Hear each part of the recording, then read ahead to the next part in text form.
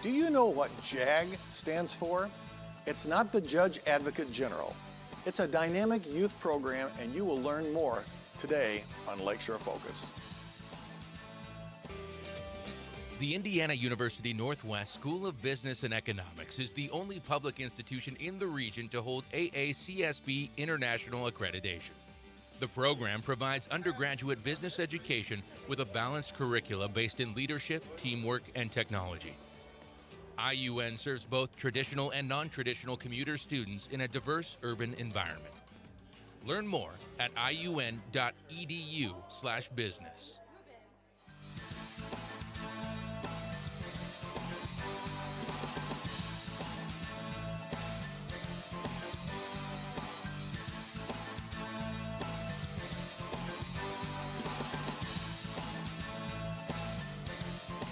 Welcome again to Lakeshore Focus, a weekly show highlighting the key issues, important events, and interesting people in our region. I'm Keith Kirkpatrick. JAG, what does that stand for? Wait for it. Jobs for America's Graduates. JAG is a program being implemented in our schools throughout our region, a service offered through Work One, Northwest Indiana. JAG is a program targeting at-risk high schoolers with goals for each student to complete high school, learn employability skills, and obtain full-time employment or enter post-secondary education. We are joined today by Ray Davis, the JAG specialist for East Chicago Central High School, and Eli Glover, a JAG participant and junior at East Chicago Central. Glad to have both of you guys here today. Thank you, Keith. Thank you. You know, and it's kind of nice that you both wore your little red shirts. We tried. We tried to coordinate together today. So happy to be here, though. Thanks a lot. That's terrific. So Eli, is this how you dress for school every day, and the tie and the whole thing? No, I actually just wear a regular polo shirt. Okay, so the tie is you just dressed up for me? Yeah. Okay, or for Mr. Davis, or both For the of us? TV show. Okay.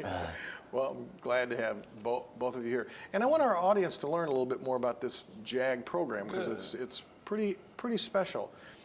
Ray, how would you know? I talked a little bit about what JAG's trying to do, but who are the kids we're trying to focus on with JAG? Well, you said, Keith, about at-risk youth, and those are the students that we do target at Central.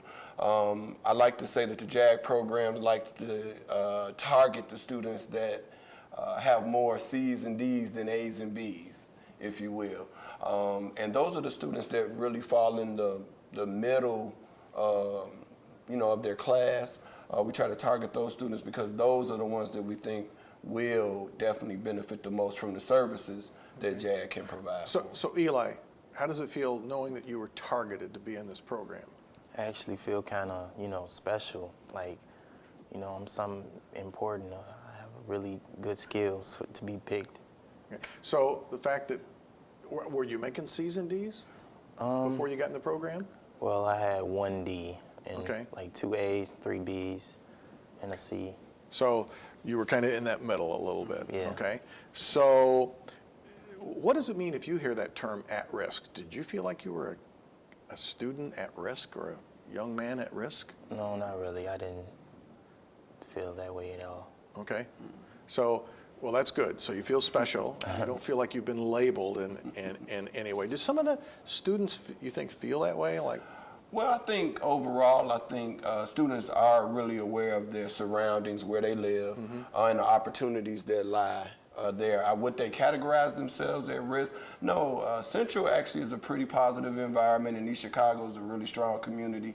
So for students to just think that in layman's terms that they're at risk, probably not. But are they lacking services? Do they need help and assistance to get where they want to go? Absolutely.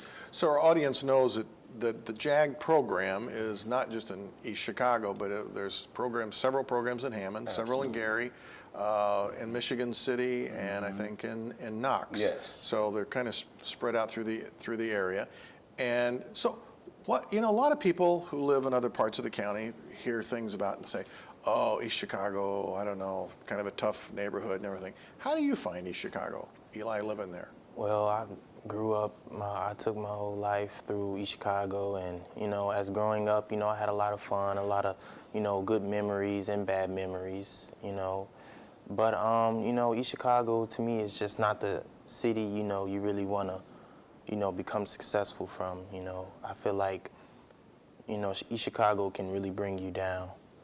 But you know, we have a good community, some good people, and you know, we have great schools for students, and like the JAG program is very helpful, and you know, it leads children to, you know, go to college and be successful in life. That's a pretty mature attitude. So you see, we've got some challenges in East Chicago, but there's a lot of good people and there's some good opportunities, but maybe not all the opportunity we need. So how has this program really helped you? Maybe let me first ask you, how'd you get in the program? Well, actually, my girlfriend told me about it.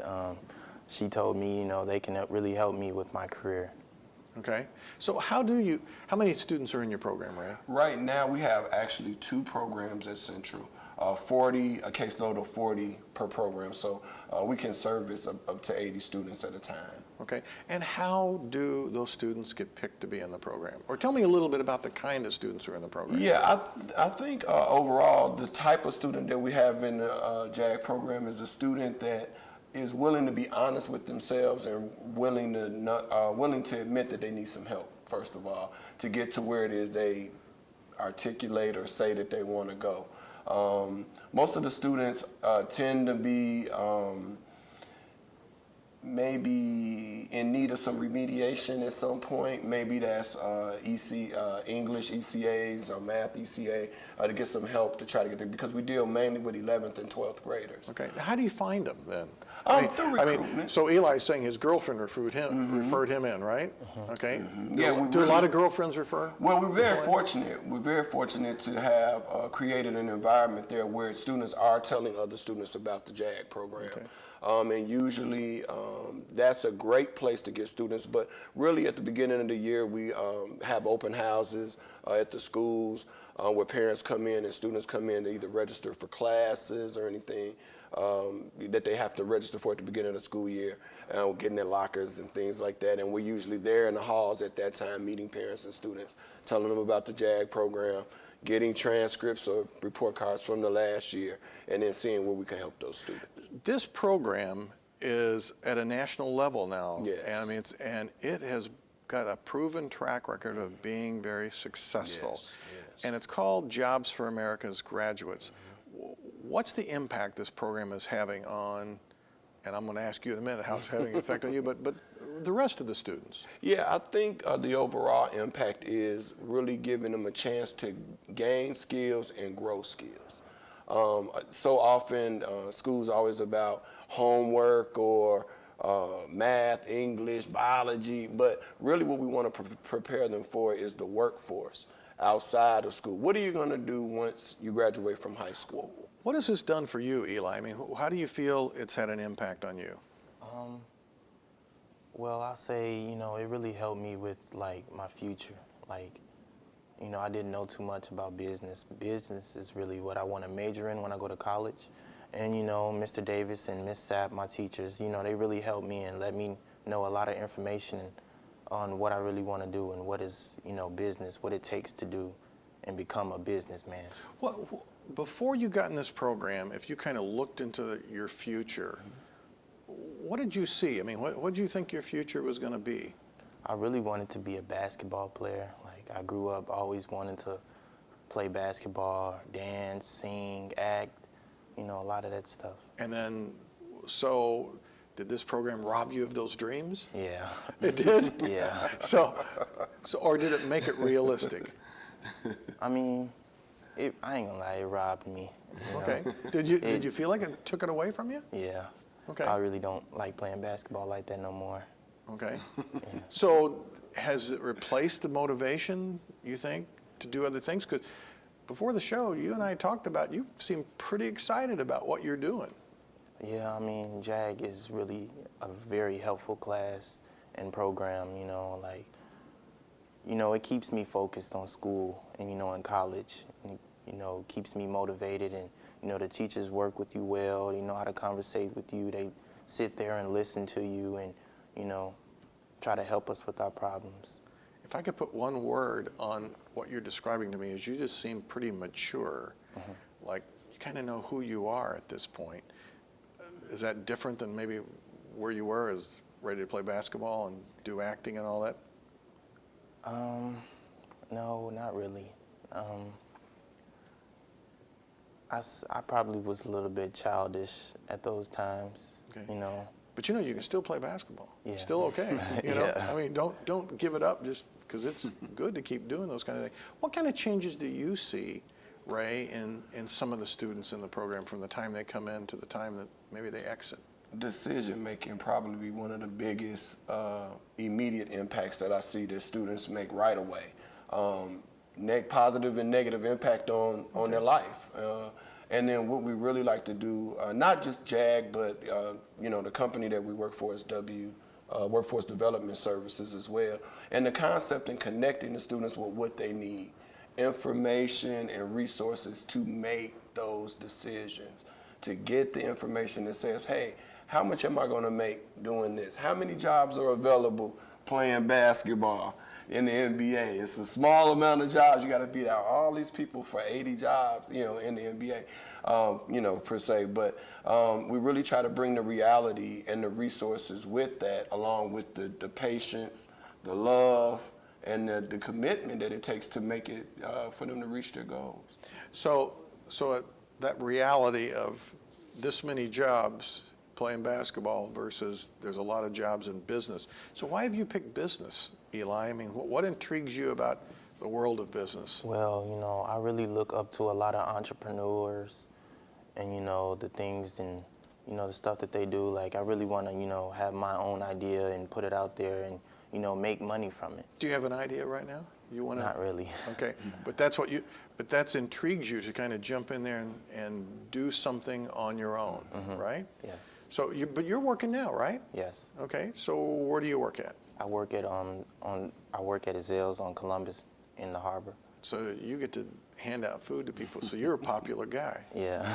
Do all your friends want to come in there and Yeah. have you wait on them and help them? Yeah. Do you fix some really good food? Yeah. Okay.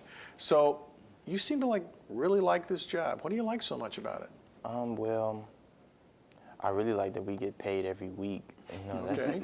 That's the one of the And what are you main doing with that things. money? I'm saving it up for a car. Okay.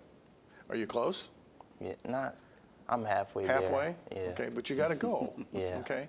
So, Ray, I've seen a lot of the students in this program, and a lot of them are like Eli. Do you have some that also just don't make it, that just can't seem to grasp it, really struggle? Yeah, I think like with anything, Keith, it's not for everybody. The accountability factor sometimes is a lot because we hold you accountable for what it is you say you want to do with your life.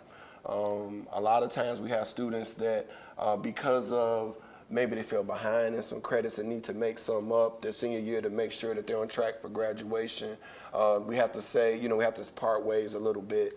So they're not with us every day, but we're able to maintain kind of a follow-up situation with them. But overall, I think 9 out of 10 make it. And 9 out of 10 that step in the JAG classroom get to where they're supposed to go. So that's a good 9 out of 10. Yes. But it's probably not 9 out of 10 kids at the rest of the high school, right? Do you kind of look around, Eli, and see a lot of kids that just seem to be struggling and kind of lost and confused and making bad decisions? I mean, is there a lot of kids in that, or some kids in that? I'm gonna say about most kids. They're just not in a good spot. Yeah. Why is that? Because people, viewers look at this and go, what's going on? What's going on in the schools that make kids not succeed, or what's causing them to struggle so hard? Well, to me, it's a lot of drama going on Central, and everybody want to be in everybody else's business, and people get distracted about school, and make bad decisions like fights and arguments in school and all that type of bad stuff.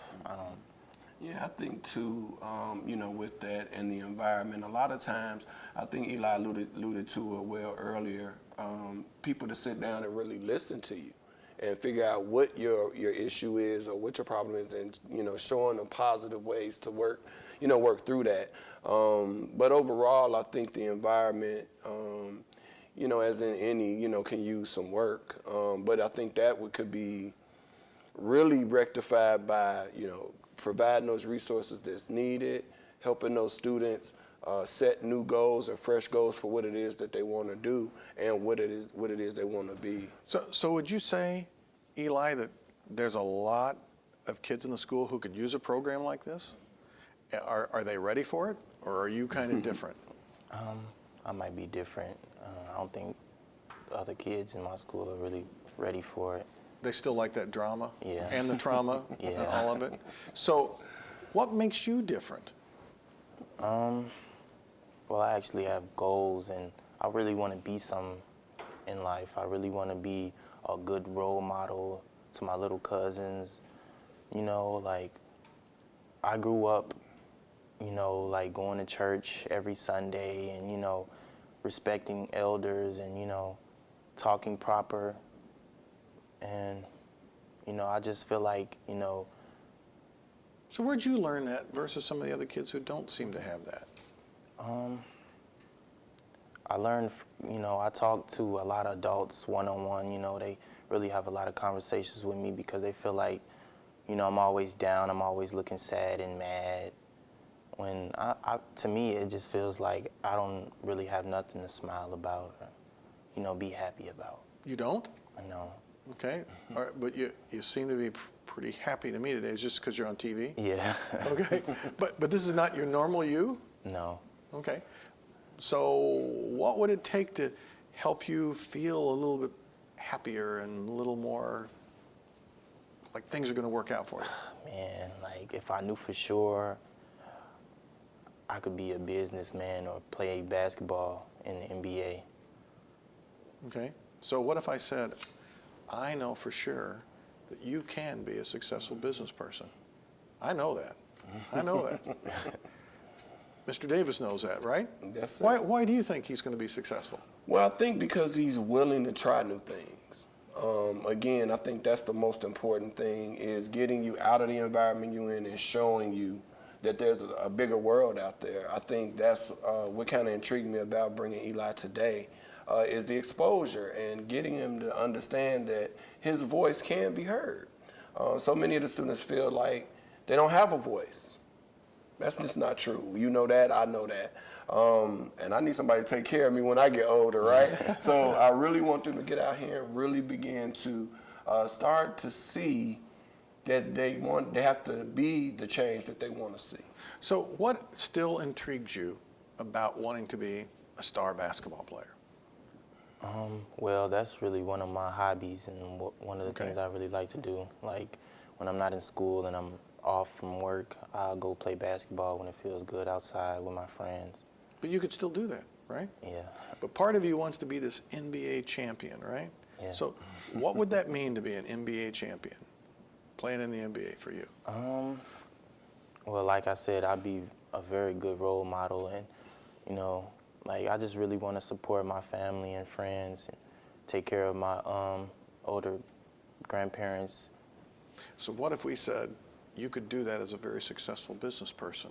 You could be that role model in the community to a lot of people, and you could still take care of your family. Is that what you want to do? Yeah. So maybe we just need to help you figure out what that good business idea is, so that you can take and run with it. So is your girlfriend in the program? Yes. Okay. So is this part of why you got in there? Because you get to see her a little Well, more each yeah, day? it's a benefit. It's a benefit. Okay. So what do you see? I mean, you see some real success with the students coming out of here. I mean, Yeah. most of them in jobs, most of them going on to school. Yeah, all the above. Jobs, transitioning, some go to the military, seeing them go directly into the workforce, and be able to really have some other options other than sitting at home and not. And it was really about connecting them to resources too as well. A lot of students don't know how they are financed school. They don't know what kind of training is necessary to be able to secure a good, solid paying job that you can grow in as a career. And those are the type of things that we really try to focus in on, JAG, along with giving them the skills, helping them maintain what they know, as well as getting them into a situation where they are using those skills. And that's the most important thing, because A lot of students get out of school, the first thing they go look for a job, hey, you have no experience. Well, we try to kind of bridge that gap. We have work experience programs. His girlfriend is taking a part of that now, so she's also working. She has a job where she can go out. I may need to get her on the show. Yeah. What do you think? She's doing a lot.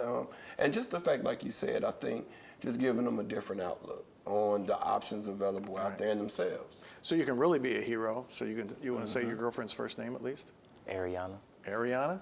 Okay, so now she's famous, all right? There you go. So if there was one thing, Eli, you could say, wow, one thing I really learned in this program that just really hit me. I mean, just my eyes opened up when I learned this.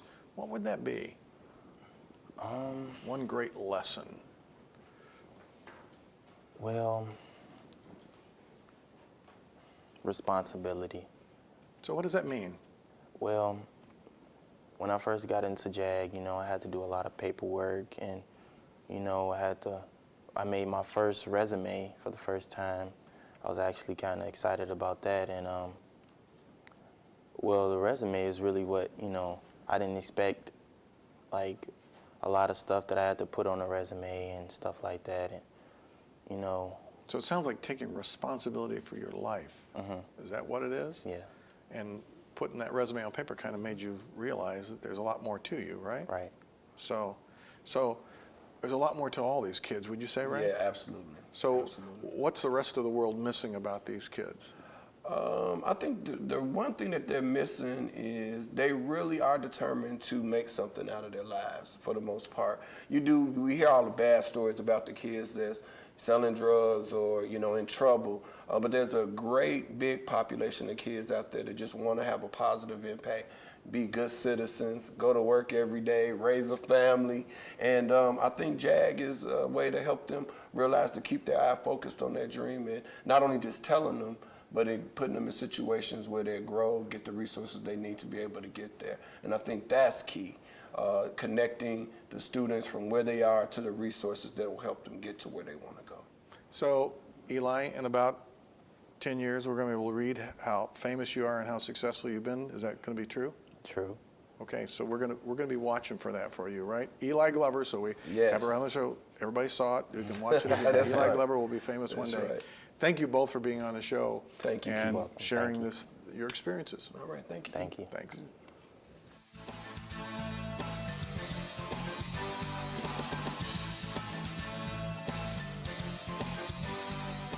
Kids today get a bad rap.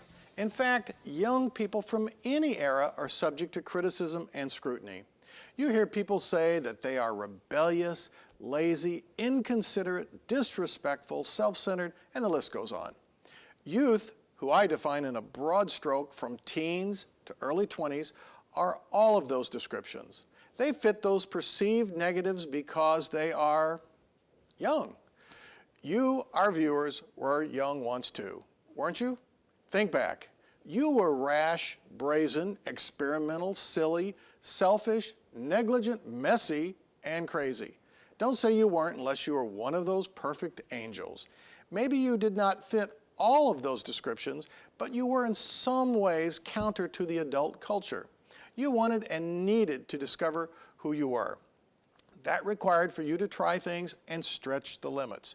You were focused on thinking about yourself and learning about your feelings, beliefs, and values. You were swayed and pressured by friends. You tested relationships, succeeding sometimes and failing at others. You were a typical kid. The young people of today are much the same. They want to figure out who they are and find their place in the world. They have hopes, dreams, and goals. Like those before them, they are trying to determine the path they need to take to fulfill those aspirations. I'm so impressed with many of our youth. They are bright, energetic, determined, concerned, hardworking, and caring. Forget the stereotypes that you hear or think. Take a closer look and try to understand these kids. They need, and yes, want, our interest and support. Our words and actions can validate the natural process of following a path through its ups and downs with twists and turns. At our recent Leadership Northwest Indiana program, we had a segment called Youth, Today's Nightmare or Tomorrow's Hope. From time to time, they may seem like a bad dream, but I firmly believe that they are our hope. They will change the world, make things better, and make a significant contribution. That's what you did, and they will too. Thanks for watching our show. Have we enlightened you or made you more aware of what is going on in our communities? Your reactions and thoughts would be interesting to hear. You can send them to our email address, which is listed on your screen. If you have not taken a look at our website, you should. There is so much to see. Go to www.lakeshorepublicmedia.org. From the website, you can watch past Lakeshore Focus episodes. Click on the TV tab, scroll down alphabetically until you see Lakeshore Focus. Another click and you can see a list of previously aired shows. Join us next week for another Lakeshore Focus. Until then, I'm Keith Kirkpatrick saying, make a positive difference in our world today. The Indiana University Northwest School of Business and Economics is the only public institution in the region to hold AACSB International accreditation. The program provides undergraduate business education with a balanced curricula based in leadership, teamwork, and technology. IUN serves both traditional and non-traditional commuter students in a diverse urban environment. Learn more at iun.edu/business.